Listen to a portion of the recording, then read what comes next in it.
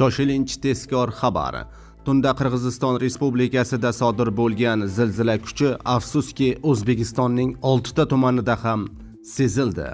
O'zbekiston fuqarolarini Alloh asrasin. Assalomu alaykum aziz tomoshabinlar. O'zbekiston va jahonda sodir bo'layotgan eng so'nggi xabarlarni o'tkazib yubormaslik uchun hoziroq like bosib, kanalimizga obuna bo'lishni unutmang. Diqqat qiling, Qirg'iziston Respublikasida zilzila sodir bo'ldi. O'zbekiston Respublikasi hududida ham uning kuchi sezilgan.